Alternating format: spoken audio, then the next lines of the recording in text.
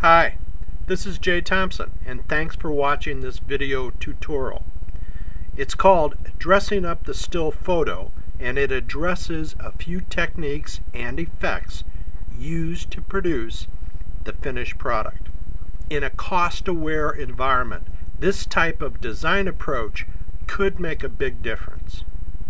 This imaginary scuba project, for example, with a bit more work, might make a good 15-second spot for a dive shop. Okay, so let's build the motion. First thing we want to do is open up a new composition, and we want to drag the photo, Scuba TIFF, into that composition. On this photograph, we are going to track motion, and in After Effects, if you want to track motion on a still photo, you first have to pre-compose the image. So we'll do that.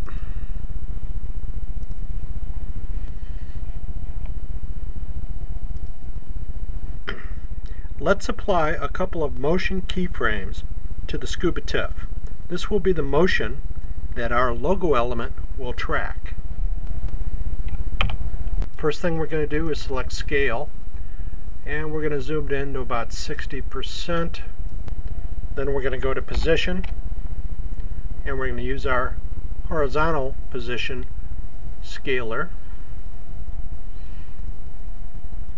and move this big coral rock up so it fills the frame. Now we're going to jump down the time frame 6 or 7 seconds, and we are going to scale out back to 23, I believe it was.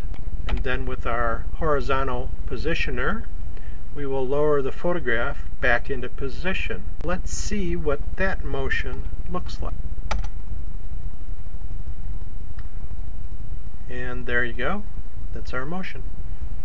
Now it's time to apply our motion tracker to our logo element.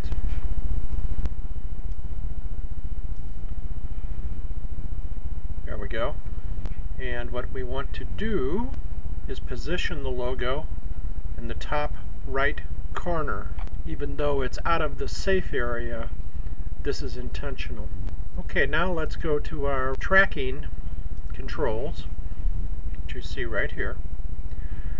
And we're going to go in our menu. We're going to select our Scuba TIFF, and then we're going to select Track Motion from the drop-down menu. And that gives us our track point, both the feature, the search, and the attract point. And we can move those over this little fishy here. Now we'll look back at our tracker controls. We're going to do a transform type of track. We're going to do position.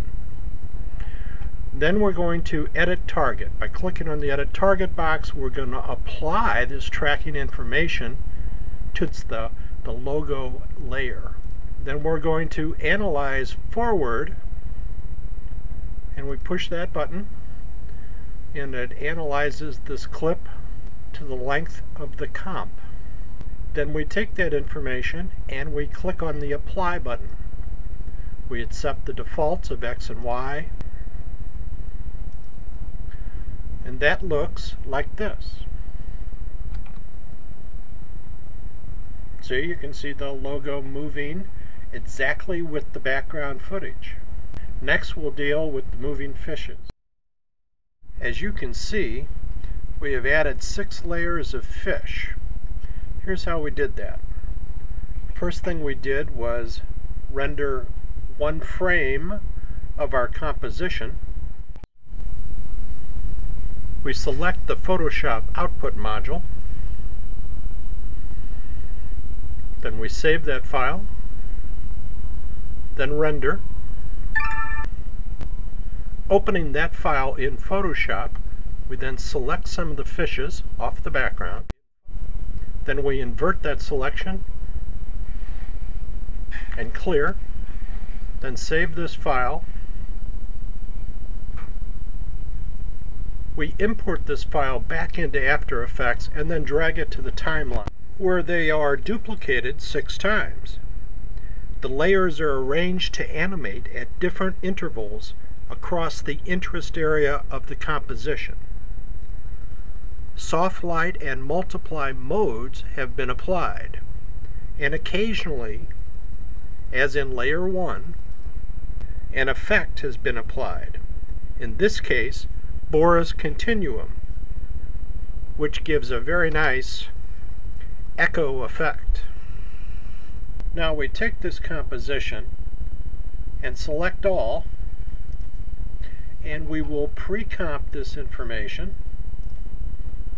and we will name this composition Final Composite.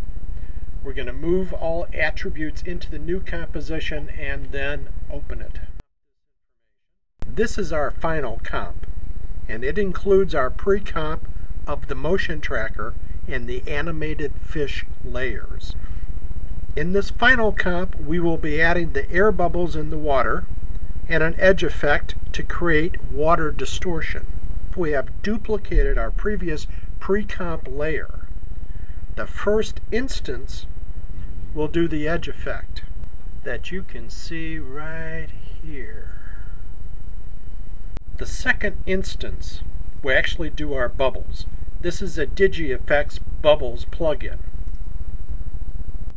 And we placed 3 instances of that effect, one on the woman's respirator, one on the man's, and one coming out of this little black hole here.